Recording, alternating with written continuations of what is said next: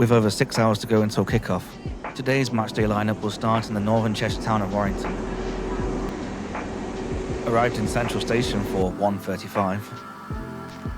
We make our way to the exit, passing through the barriers on the way.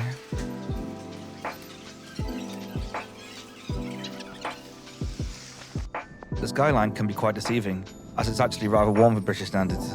Following the station, just on the left-hand side, it was quite a shock to me. An entire wooden bridge that connected two shopping areas has been completely knocked down. I had to go and check it out around the back where the bridge used to start.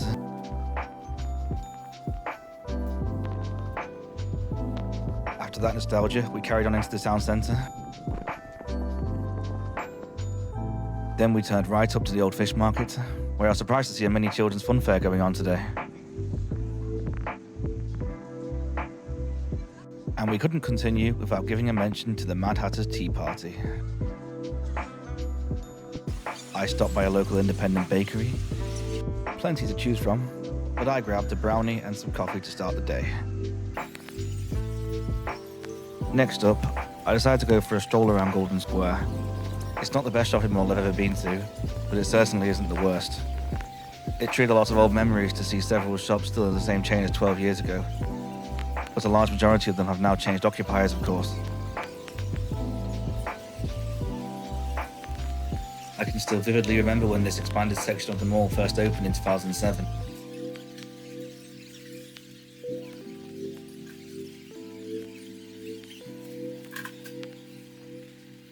Back outside, we pass the infamous Skittles, before going past this memorial further on. And that takes us to the back entrance of the newly built Warrington Market. A lovely market to mooch around, even if you're just going for a bite. And despite the market's modernisation, it is still a great spot for the locals to do their shopping. Whether it's picking up sweets from the candy shop, picking up your fruits and veg for the week,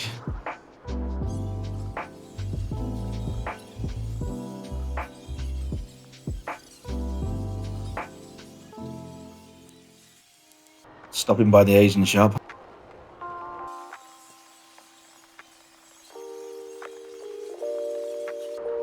or finally, nip into your local butcher's.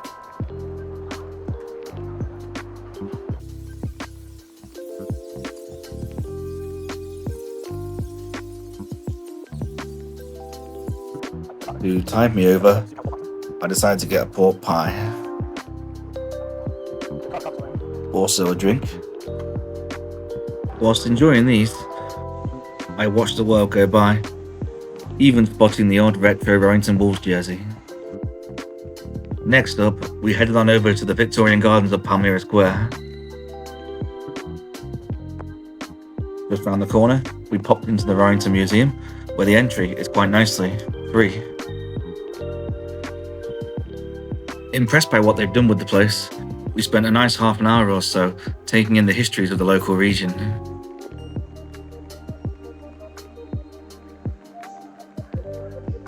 But the display that I was mostly looking forward to see was definitely this big fella.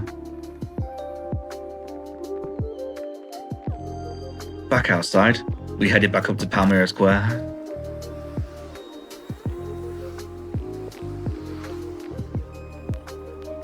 We passed the Part Hall. I remember going to several performances there in the past. The San Lorenzo restaurant is the next line-up venue. The very helpful staff narrated me inside, guiding me to the terraced rooftop bar.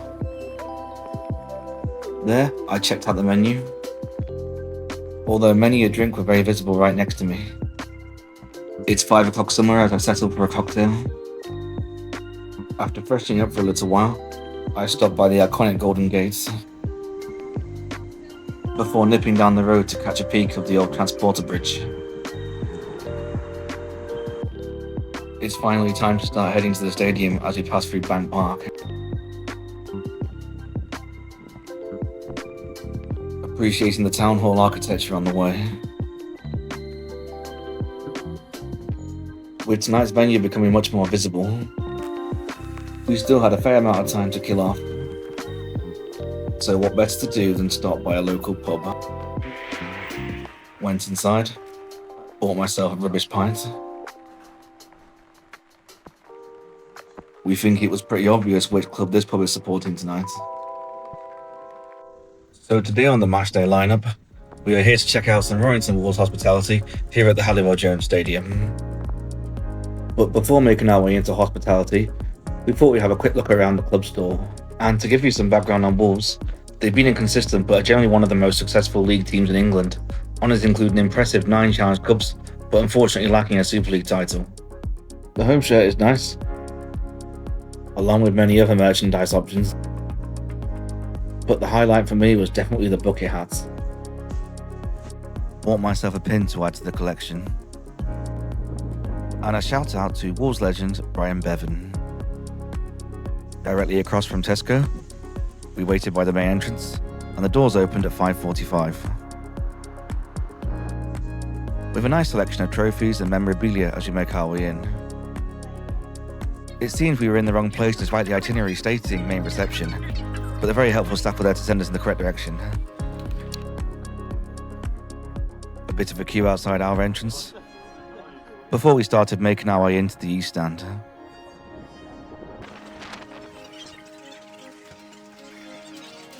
We followed the queue up a couple of stories, but disabled access is of course available. We reached the top, where staff were there to welcome us. We received our printed ticket, along with our hospitality wristband. Not too busy with it still being early doors. It is a nice space with polished furniture that spans the majority of the stand. We thought it was a good idea to get a drink before it gets too busy. And if one bar turns out to be too busy, you can just make your way over to the other bar at the end of the lounge, where I grabbed a drink. Cheers.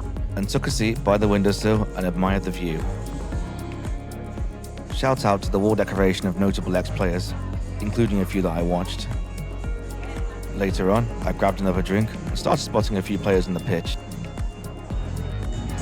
With me getting rather peckish, there were 3 main food stands for us to choose from. I grabbed my ticket for the mac and cheese with smoky beef brisket, and I have to say, I did not regret that decision. We took part in all the games, including Leicester player, obviously lost, and also try time, obviously lost. The lounge's main sponsor, Greenall's, had a devoted gin stand, so I had to grab a G&T. And they were also handing out free goodie bags. The goodie bag contained a flag, a bucket hat, and a poster. I was also one of the lucky few who received the retro shirts. Team sheets were handed out. A few key speakers took to the stage before the match, including a few current squad members, along with ex-player Matty Blythe. 20 minutes before kickoff, I grabbed myself another drink.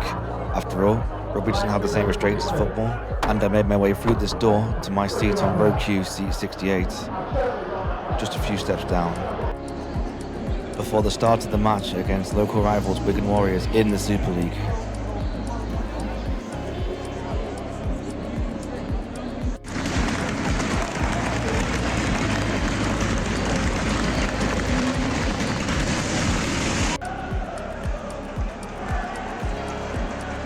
Kickoff finally arrived in the blinding sunset. Some great atmosphere from the Wire fans in the first half.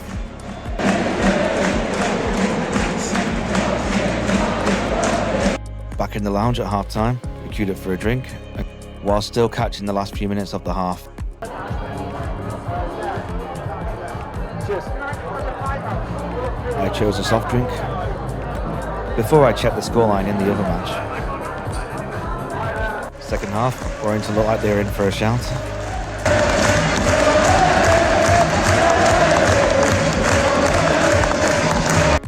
Wigan proved too dominant, and their fans made that clear.